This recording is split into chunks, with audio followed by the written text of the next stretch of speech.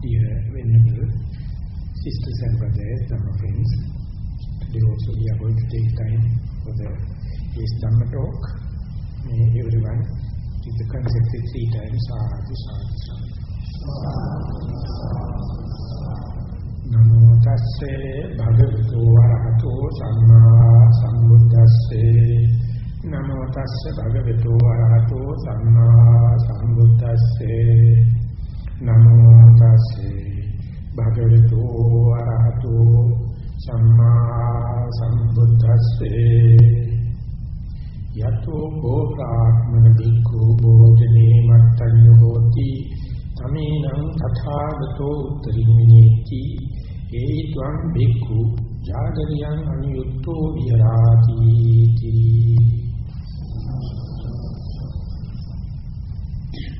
Dear Dhamma friends, we have taken this particular sutta known namely Ganaka Moggallana Sutta in order to understand the gradual training, gradual practice and the gradual advancement or development. And they are first and foremost the Buddha give the ways and means in order to get rid of this transgressional kind of defilements. That is to say how one should restrain all physical and verbal deeds. Usually it is prescribed as the Patimukha Sangvara Samhita, that means the monastic code as far as the monks are concerned. But later, with the help of these discourses, they prescribe 4 kinds of restraints. First is Sila Sangvara, that is to take care about the physical and verbal deeds. And then Ajiva Parisuddhiya, that is to say your livelihood and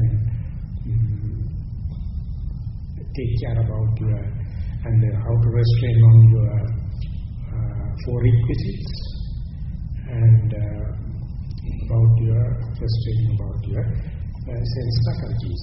So all 4, the first and foremost is the Sila Sangvara, that means about the precepts, but the others are really helpful for you to organize the life. So, but all these, when come together, take a lot of time. Therefore, at the beginning, you may understand how much difficult for a normal commoner to take care about the physical and verbal deeds, and on top of that, about one's own requisites, food, clothing, lodgings, and medicine. There you have to be moderate, and you have to restrain your sense faculties, and at last you have to take care about your livelihood. That means it is not something within the meditation hall or within one's personal thing. It is highly involving as far as the restraining of these transgressional defilements are concerned. So far we were not in a complete way, but this is one of the sutta where the Buddha himself prescribing one after the other. So much so about the transgressional kind of defilements. Otherwise, you are creating, knowingly or unknowingly, some friction or some turmoil within your stream of consciousness or within the society where you live. So therefore, in order to cut off that kind of friction, that kind of unwanted defilements, you have to restrain in a gradual way. First and foremost in that sense is understanding or getting the theoretical knowledge or book knowledge. We can say, when and where you learn it, 2 things are happening.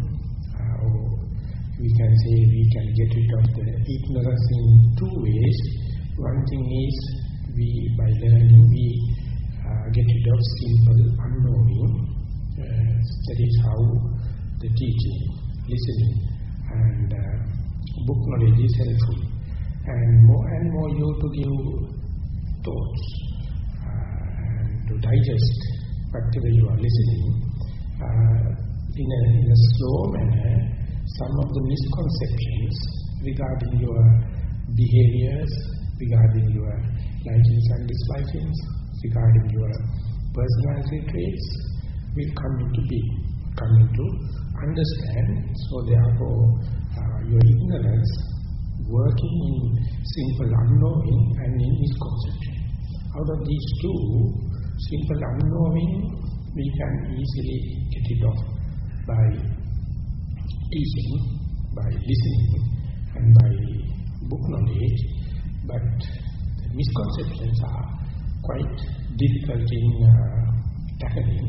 And the other thing is, if you are going to tackle them in a direct and harsh and straightforward bold way, you may be irritated and you get depressions and you get mental agony because it is very touchy.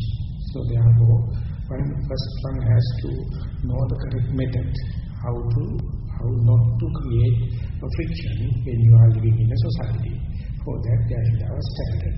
While you are adjusting yourself into this standard method, there are a lot of friction, a lot of difficulties arises because these misperceptions and your perversions or any kind of thing embedded in your character, very difficult to undo or redo.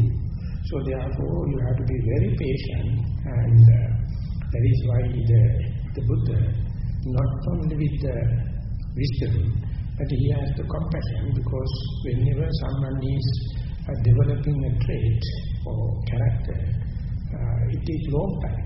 And when you are redoing it, you must not be rushing. You have to give time. That is how the ignorance towards the translational kind of defilements one has to do. So that is how the cross type, the most damaging kind of defilements one can get rid of. So once that is done, that particular person will be uplifted, a cultured person, a gentle person, and slowly he come to live in a comfortable zone rather than creating a friction. So when and where he or she develop moral restraint, whenever restraint, going to feel the benefits and the advantages of it, and that very understanding is the incentive or motivation for he or she to take further restraint or further development. So therefore, this leadership and restraining towards this transgressional kind of defilements is quite an involved thing. It is, we can say, when we are launching a rocket to the moon, and it is a long journey, and for that you have to calculate everything. The most difficult and the most consuming part is just to get into the orbit. It may be a few miles, but it is consuming more than 80% of the fuel when compared to the total fuel consumption of the trip, because we have to completely go against the gravitational force perpendicular to the surface. So it needs so much of energy to go to the medium area where you are not completely gone out of gravitational force, but you develop kind of a momentum where you can maintain at the orbit. It says you have to develop 25,000 miles per hour. That is the only way you can remain in the orbit of the Earth. So likewise, when someone to develop this moral restraint, it's a very involved thing, and it is very important thing. And whatever the starting point, it doesn't matter because Buddha is coming out with the gradual process. So therefore, Anubhava Sikha, that means you have to learn it. Anubhava Kirya, put into practice as much as you can. For that, you have to have this pragmatic, practical knowledge, and when it is happening only, the upliftment going to happen. It is also happening in the proportionate way. And therefore, if two people come into the dispensation and start practicing, according to their personality traits and karmic outlook, the upliftment or developments are different. So therefore, very difficult to compare each other as well as to give a kind of a standard method, applicable or universal method for everyone. Being that so complicated, these kind of discourses are trying somewhat to get a generalized kind of instructions, but you have to use it, you have to tailor it into according to your size, and that is how Dhamma becomes such a vast area, and so much of commentarial exegesis, and day by day, different teachers are going to give different ways and means, techniques, according to their own experiences and their own ways, and that is accepted thing.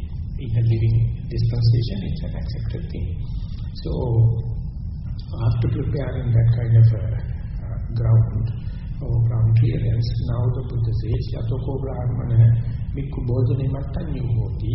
That means whenever the particular mendicant or the bhikkhu try to take it up this moderating requisites, here of course mention only the food, then knowing that advancement, knowing that adjustment is possible, then Tathagata Uttaringiniti, on top of that, the Buddha going to take chance to give further restrainment. Ehikam bhikkhu jagadiyam anyutto hoti. Then the Buddha says, be devoted in wakefulness. That is, now he is going to address into the obsessional kind of defilements. So it is no more ethical. It is now coming into the more personal thing, how to develop the wakefulness or be alert, be diligent, be mindful, and for that he says that develop this wakefulness. And this is the general introduction, and then the Buddha not only is instructing, but he himself presented this as a role model. He says, Divasan Chankamena Nisajjaya Avarniye Dhamme Chittan Parisodehi. During the daytime, with the sitting and walking meditation, you have to do away with these obsessional kind of defilements. So, sitting meditation and the walking meditation is more specific or geared towards the removal of the obsessional kind of defilements. It is in the meditation jargon known as Nissarana Dhamma, that means obstruction to the mental purity. And when now we are in this after 2,600 years, this is the part much related to the meditation. Whenever we go to a meditation center, whenever we are seeking a meditation master, whenever we are asking for a meditation object, this is the one usually addressed.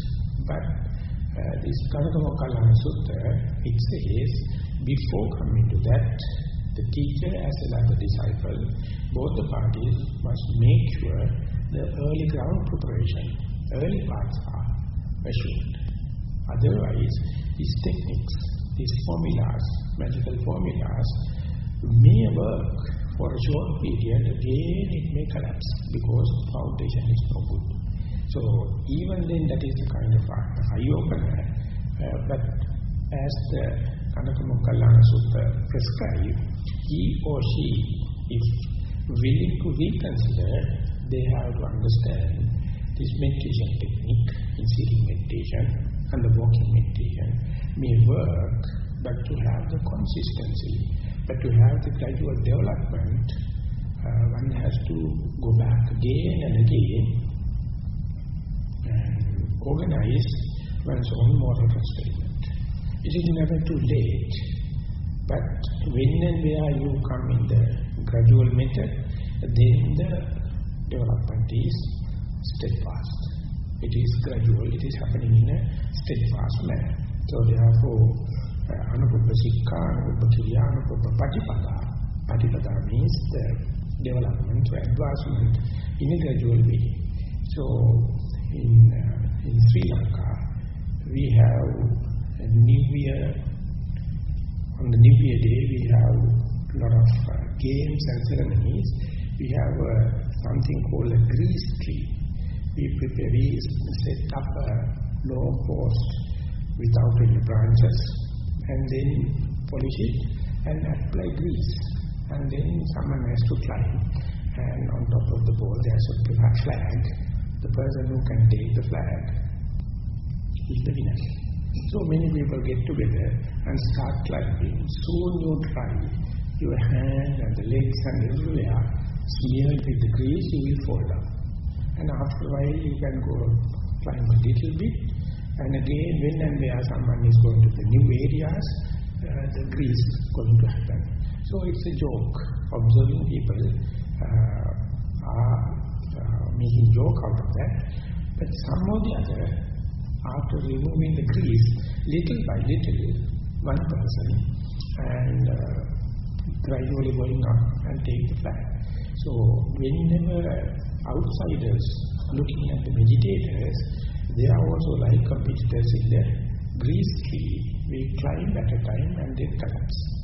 And they are laughing and clapping, telling that you people wanted to go against the grain. Now what happened? Again you are falling. But if you are a real yogi with a made-up mind, you never give up. You again try, and don't expect the yesterday's combination to start with. If it is so, that means you are result-oriented. Definitely you are going to get discouraged. You have to develop the beginner's mind and start as a newcomer.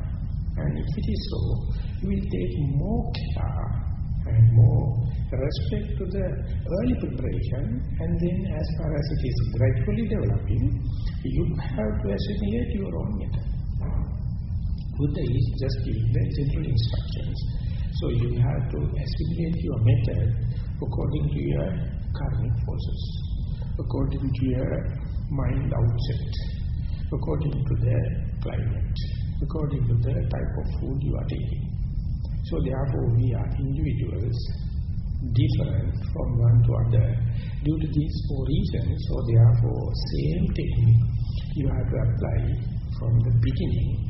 Then you develop the confidence what to do and when to do, and when and where something is wrong, instead of getting depressed, you have to go backward and see what are the things you have to straighten. And that is how you develop. And whenever you are going to teach, that must be the method you are teaching. You have to tell them, you have to make others patient and teach them the beginning and slowly how to develop. And this is falling down halfway. It is not a mistake of personal mishap. It is the way it is happening.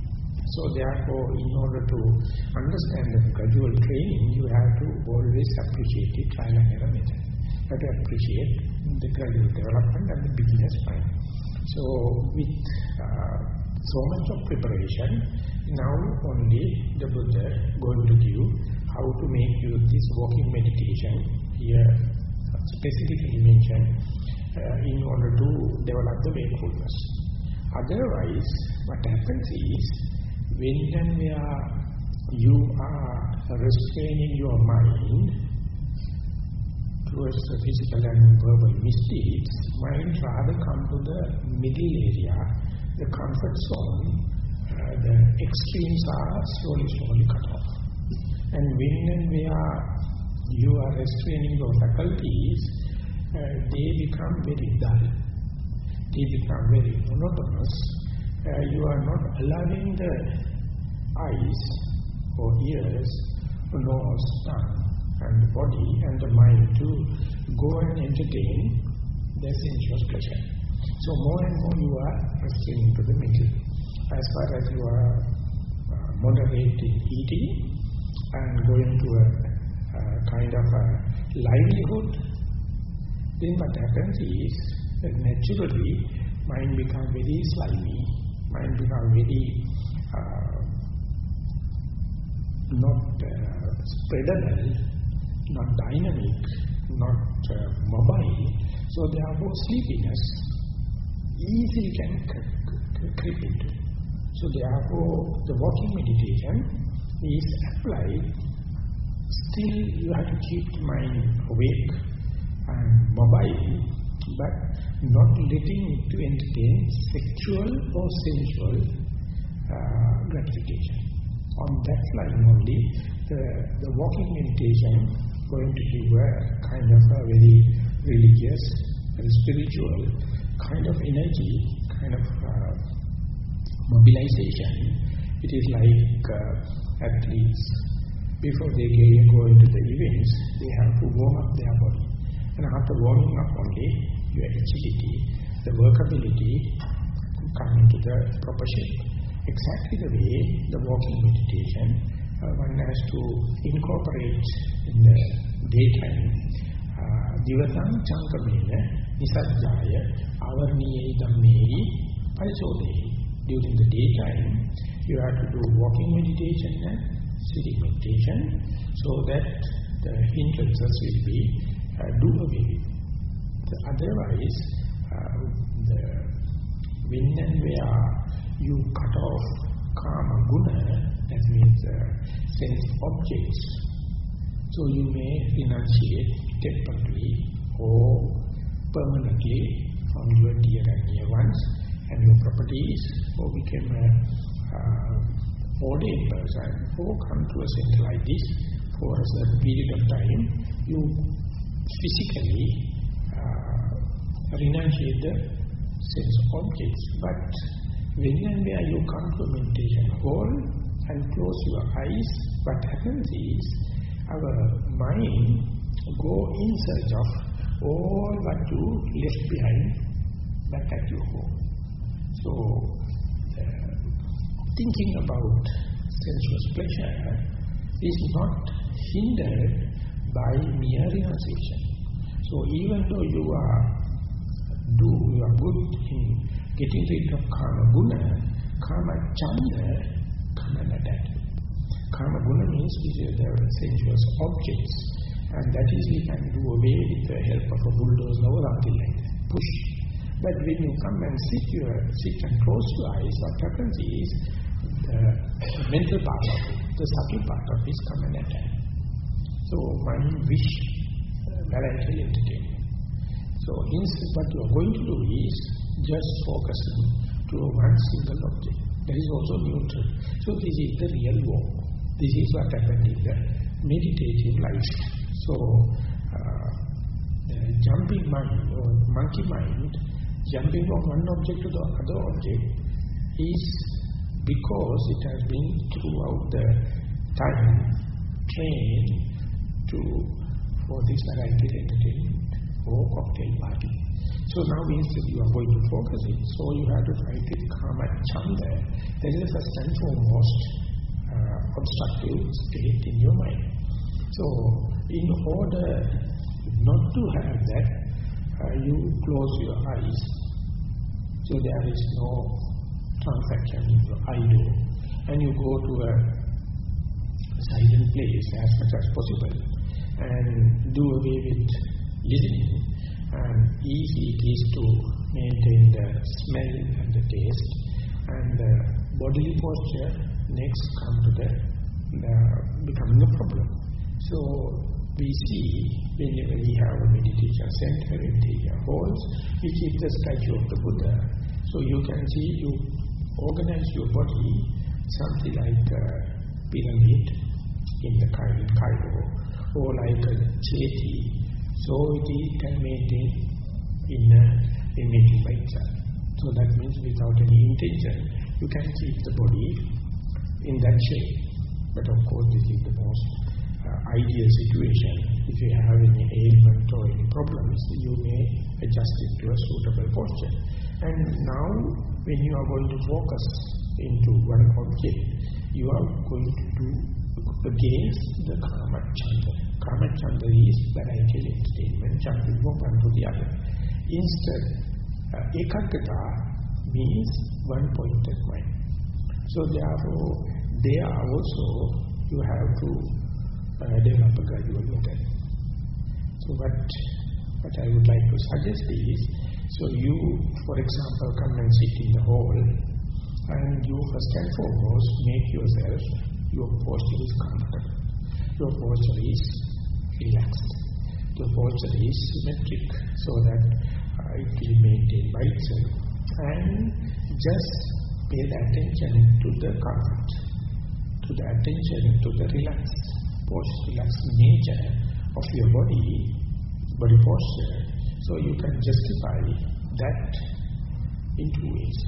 One thing is, you are developing loving kindness to your body, wholeheartedly you wish the well-being of the present moment. You make it very comfortable, you make it very relaxed, and no other business, only one thing, make yourself comfortable, so that you can justify in terms of loving kindness. The other one is, if you are to be happy with the present moment, present posture, you have to forget about the rest of the world.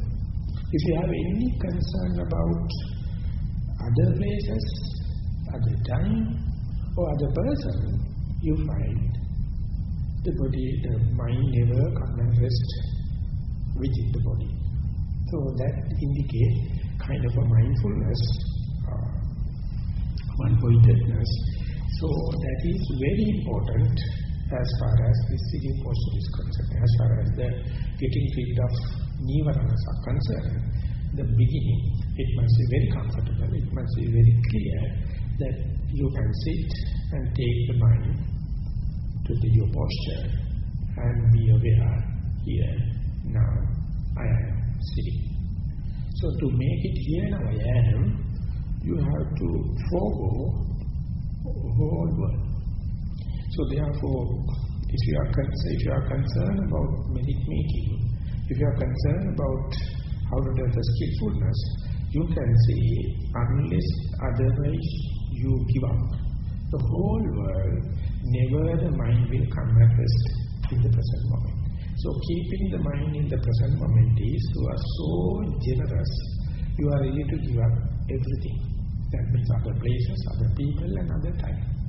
So therefore, that very moment indicates whether you are a successful yogi or not, whether you have the potential to experience some advancement or upliftment in this very life or not. If you can't keep the mind even for a split second in the present moment, that means, sorry to say, you are disqualified to be a yogi. You can do any other mind games, but you can't experience the present moment. So therefore, this is very crucial. That means bringing the attention to the present moment means you are ready to give up the world. So imagine if you can maintain that thought moment, 2 thought moments, 3 thought moments, 4 thought moments, like if you can keep it for 1 second, 1 minute, or few minutes, so much so, you are gathering kind of a momentum that you try to confine the mind within the skin, within your epidermis, and within that it is roaming, it is jumping up and down, never mind. And once you familiarize that state, you can say once in a way, of course the mind is jumping outside, but due to your effort, due to your repetitive application, when the mind tries to take peace, take diligence, take delight within the body. Once that is familiarized, if you pay attention, you may see when you are sitting, the most active part happening in the upper part of your body. Lower part is just give the anchorage to the upper part. So lower part is flat experience. The upper part you have rhythmic experience, either rising and falling or in breath and out breath happens. So whenever you are trying to get that kind of experience, that means once familiarized, you can let the mind to only be with the upper part of the body and try to forego the lower part of the body. So you can put it in this way. If you wish to be mindful on the upper part, you must know the art of how to be unmindful on the lower part. If you wish to be mindful on your body, you must know the art of how to be unmindful on the world. So these are reciprocal. You cannot have only mindfulness without unmindfulness. So now you are monitoring, giving up the body, giving up the world, and bring the attention, bring the awareness, bring the diligence, mindfulness to the body. So you have to understand you must be consciously unmindful on the body, on the world. And now whenever you are focusing the attention, if successfully you can do it, to the upper part of the body, now you are ready to give up your lower part of the body. And when you are accustomed and seasoned and familiarized the upper part of the body, see the most dynamic position, dynamic place, most conspicuous object. And if you are to focus into that, you have to focus the whole body. So there is no extra energy we have, but only the focusing power. You know, when you are holding a lens against the sun, and you can see what is happening if you place a paper behind it. When you are moving the paper up and down, there is a one point, whenever the focal point coincide, the paper starts to burn. If you are shifting the point forward or backward, you can see the light rays are not pinpointed so much so it can't burn the paper, but you can warm it up and you are dislodged, eccentric, the burning quality disappears.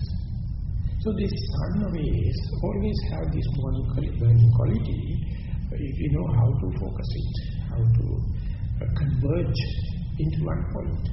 So we have kind of a mindfulness all the time, whether you are a yogi or not. So therefore mindfulness is nothing new.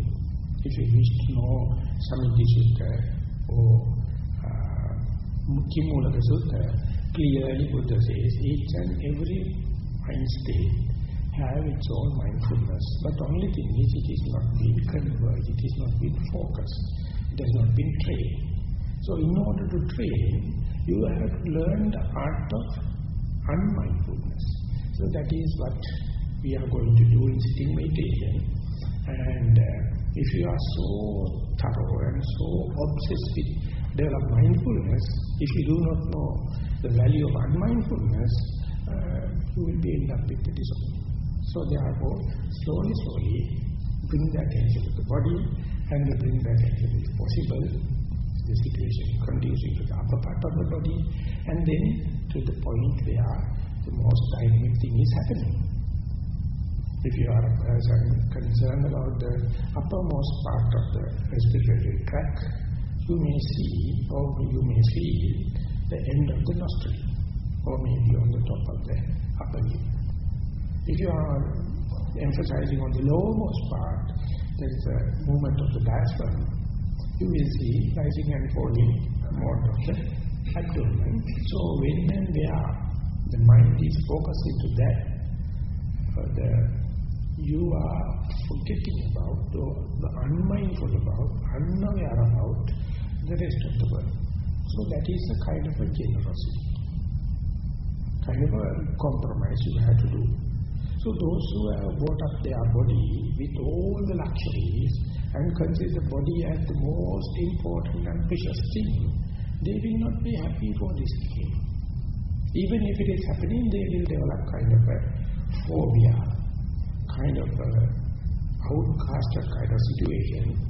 So that is why beforehand you have to deal with Sila Sikha, Indriya Samvara Sila, Vajani Mattakaka, Jagariyana Yoga, all the kind of things slowly, training and restraining. Now that restrainment is well focused to one particular event. The same thing you can see parallelism in the walking meditation also. When you go and stand in front of your walking path, first and foremost you have to make sure you are comfortably standing. Just like a peg. You are standing and facing the walking path. And then if you don't feel any comfortability, that means you're not good enough to start walking meditation. So make sure if you wish to go to the toilet and have a sip of water or whatever may be, you have to support the body and bring it and face the walking path and stand. And there, if you wish to forget about the whole world, that you have to be aware, now I am standing. And then when you are walking, you may find the dynamic part is not the upper part of the body, it is the lower part of the body. So you have to forget about the upper part of the body. That is why it says you bind your hands in front or behind and then just focus to the lower part. The very early few minutes of the walking meditation, of course, in order to have kind of a warming up, you may walk briskly in the dynamic way and familiarize the walking path, familiarize your speed and familiarize the surrounding. And then only you try to focus the lower part. And within that, see what is the most prominent, conspicuous object. It's a general advice is to see the impact of the soul with the ground. Some people may see it is in his or her knee, maybe in the hip joint, maybe in the ankle, wherever it may be. So when you are focused to that, still, if you wish to be unmindful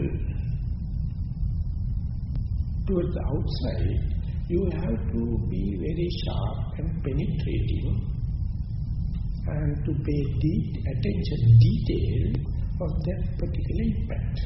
We call passa or contact. Whenever the soul is touching the ground, if you know it is a hard and softness, cold and warmness, movements and not movement, that means you are thoroughly aware. You have to be aware. You are completely unmindful about the rest of it. Instead, find this more penetrating in detail about what does it mean by this contact. If you are in breath and out breath, you may see longness and the shortness of the breath, warmness and the coldness of the breath, the vibration, rubbing sensation. They won't give any money, they won't give any fame, any gain, nothing. But that make sure your attention is more penetrating into the object and your mind is not scattered off in the variety entertainment, not in kamachanda. Instead, one pointedness is happening. So therefore, then onward, so much technical details, so much of magical formulas, so much of traditions available. Once you bring the attention up to that level, how to go deep into, how to penetrate into the object, that means you are thoroughly protected from the scattered mind. Outside, so much so, you are observing the primary object under your very nose. And this may be the first time you are communicating with, you are tasting, you are going to taste the sap, the juice of this particular contact. But you have to again make sure that is not going to give any political gain, any social gain, any economical gain. That is only assuring mind is not scattered, mind is not other directed, it is to the object. So therefore, when and where, gradually when you come up with that message of sharpness, promote it, appreciate it, and give them as much as possible conducive condition to mind to be more immediate with the object and more natural characteristics of the object. It is so changing, so quickly, so swiftly, so your attention must be very sharp. And then, you may be tasting, you may be understand detail, but how much difficult for you to communicate when you are in the interviews. Many miscommunication can take place, many bewilderment can take place, many misunderstanding can take place, because if you do not know this is the task that you have to do, you will never give any appreciation for that, even if it is obvious under your very nose. You don't know that is the thing you have to communicate. And if you do not know, you will not promote it, you will not amplify it.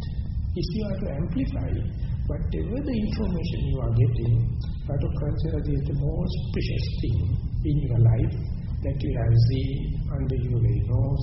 It is not an imagination, that is what you call things as they are.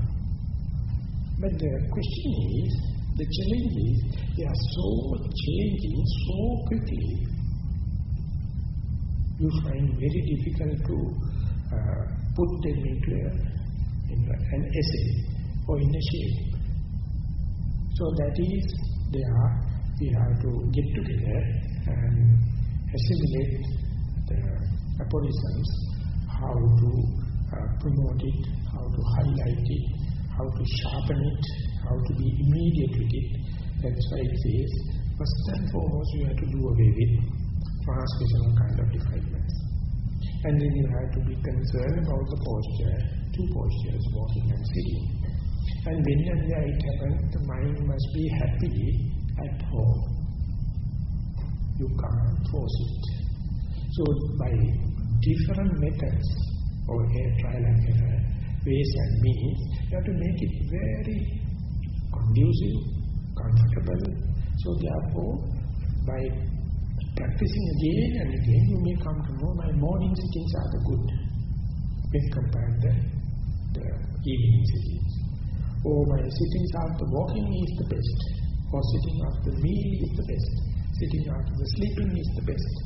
So these things are highly variable according to the individual. So when and where it is possible, you must focus the attention immediately and try to suck, try to absorb, try to get as much as detail of that particular primary object. And the day you communicate with the teacher or in the interview, next day meditation starts right from that point. If you can't communicate, again you are falling back. So therefore this value, giving the value for what you experience while in the sitting and walking meditation, avaniya dhamme chittam parisodhe. You protect your mind, you safeguard your mind, not allowing these nissaranas or hindrances to creep in. So you have to be very strategic. First you get rid of the transcriptional kind of a vikama kilesa. Now you are dealing with something called pariuttana kilesa, obsessional type. And now specifically we are talking about the kama chanda. And antidote for the kama chanda is ekaggata. So it is, you can't buy in the supermarket. You can't depend on the yesterday ekaggata today. So today also again you are developing. More and more you develop your own trial and error method, your skills are making use again and again. So when and where we do discussions, what we do, what we try to do is express what did you come to know. So when I was in Burma, in my first trip, there I took so much of months for me to understand this kind of explanation and this kind of meditation, and that is what is to be looked into and what is to be reported. And if I am to give a little bit of history on that, I was under Shadow Pandita, and in his book, In This Very Life, he explained how did he come to know this. He has been a very learned scholar, and still he wanted to practice meditation, and he went to the Mahasi Center. And when he go there, he found a lot of yogis are not diligent in meditation.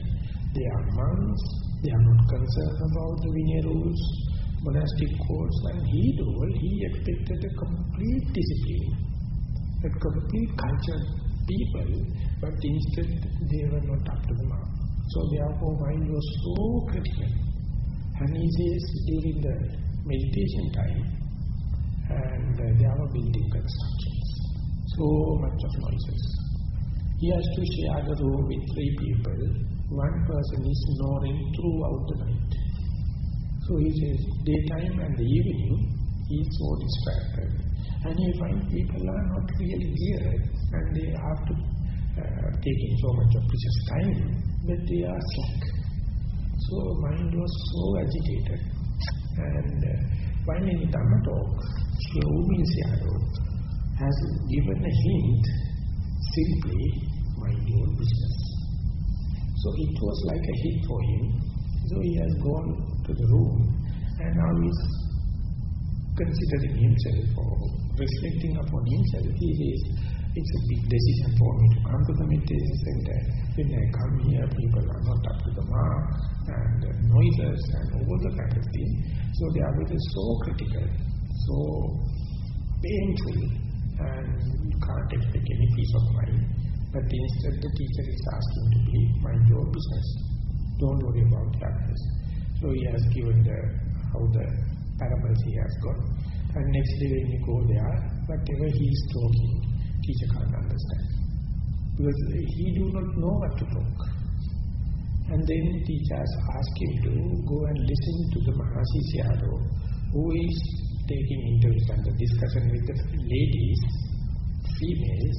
So when he is listening, he heard so much of cock and bull stories ladies are talking. Repeatedly Mahasi Shadow says, it is not necessary to tell me what is the object upon which you are meditating. Did you not, bring the object in view with or face to face? And if it is so, what did you come to know? But no one, everyone is talking, I came from that country, I am so and so, and all their background history, nothing happened. So after 3-4 days, Upanita as a disciple, he came to know Mahasi Shadow is patiently asking only 3 things. What is the object of meditation? Did you pinpoint your mind, your nodding mind to the object? If that face-to-face coincidence happened, what did you come to know? So later he noted it down, as if you are going to a court, you have to tell the case number, you have to tell it and give your witness. And then the judge can easily judge or pass his judgment. But instead if you are talking unrelated things, it's utter wastage of time. So later once he became a teacher, he compiled and told, I need not your background history, and what is the type of the teachers you are associating, how much you are knowledgeable in the low worldly sense and the Tipitaka. Just please let me know, in a given that time, what is the object of meditation? Did you point the mind to that? And according to the Maha system, the technique they are using is nodding. Did you not Was it synchronizing with the rising object, or you are delayed, or you are advanced? And then what to comes from? And then onward, he advanced, of course, according to my judgment, of the Mahasi system by pinpointing this one. This is merely working this Kama Chanda and Ekagata. Otherwise, if you are not restraining mind, if you are not focusing mind, if you are not adverting mind, if you are not using the Manasikara, mind is just mad monkey. It is the nature, it is jumping here and there. So once in a way, whenever you have the maneuverance or controlling power, focus on the object and then see immediately that it becomes slow. And when that is happening, it is just like archery or target shooting. Whenever you first get the gun or a bow, you don't know how to do and what to do. Even the turning to the target site also difficult, because these are very firearms. And after long time of trial and error also, you can just shoot into the target ball. Imagine about shooting into the bullseye. Very difficult. But that's no other way. So that is how the variety entertainment, jumping from one to the other, within this obsessional defilement is known as Kama Chanda. Instead, what we are trying now, in order to keep the stream of consciousness away from defilement, is to address into the same thing. This is called adverting of the mind, or we say Manasikara. And there are three natures in the human mind useful to advert the mind into desired object. Vitakka, Manasikara, Chetana. These all three you have to organize in such a way so that your chances to hit the bullseye will be increased slowly. So vitakka means adverting the mind into the object. Manasikara is you are directing the mind, and Chetana is your volitional activity or your will to go into that. So all the three has to work in harmoniously. The Paul Sayadaw, he gave an example. He said, if you are in a competition of rowing boats, there's a team of rowers get into the boat and start rowing. And there's one person is at the rudder, and the one person is leading the team. So he says each and every member is like vitakka. They keep on rowing, just like noting. And the Manasikara is like the person at the rudder. He has to change or direct the boat to the target. And the one person in front of the boat and rousing and cheering and clapping and giving the leadership for whole team to go into the target. So the Chetana or the will, volitional activity is like the group leader. The person is at the rudder is like the Manasikara, and each and every individual, those who are rowing, incessant way is like vitakka. So these are the good things. Qualities already in your mind, you are organizing in order to go to the target. But our mind usually do not like this kind of restriction. So always asking for cocktail parties and variety entertainment. If you have one thing in the morning meal, tomorrow it is not happy. You have to have a different. If you wish to have one car this year, next year another car. And all the type of thing we are accumulating at a rate. And being so for unknown time since, whenever you are going to focus on one thing, it's like a warfare. So you are the victim. So even thinking on that line, I can, I will, I know the technique, and even it's a failure, it is something priceless. And no one in the history achieved the target in the first shot. Even the Buddha, you can remember, 6 years he did this ardent practice with the self-mortification. Even he did not see a sign of a light. Even at the last birth. So therefore, mistakes in this endurance, don't take it as a personal mistake. You have to understand our mind is so conditioned, so unruly, simple English to say no agenda.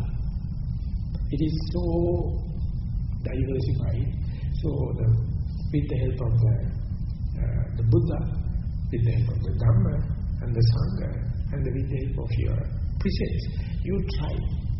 It is like a losing game. But Buddha says, there is no other way. You are the only person. If you have any kind of a well-being towards you, take time. More and more you take time, more and more chances are there you to hit the target. But even then, you have to do it in the Anubhuva Sikha, Anubhuva Vidya, Anubhuva Patipada. It is you have to reappraise each and every time you are going to fail or success. And that is the way ultimately the theme, ultimately the spinal cord is going to get organized. So the commentators, they say, whenever a young child is about to stand and walk, each time it is standing and tottering and falls down. And again, the child has so much of energy and enthusiasm, and mother and the wet nurse is close by. They are also promoting, again get up and falls down, again get up and falls down. That is the way the spinal cord becomes harder and harder. So therefore, this is kind of in Sinhala we call Uratali. The parents are very happy to see the child is happy to get up and go. So likewise the Buddha is observing each and every yogi is taking that innocent effort to stand up. And the help of the mother or mother is in vain, otherwise, unless the child is going to take the initiative. Only what others can do is facilitating it. So that is what the meditation center is. That is what the instructions and everything. But you have to keep on practicing, both in the walking and sitting meditation. When you keep on practicing, a little bit of your own experience are going to accumulate, and that further we have to restrain, further focus. So since we have already taken 1 hour, I am going to stop the talk at that level. We hope to go further deep into this sutta tomorrow. Thank you very much for listening.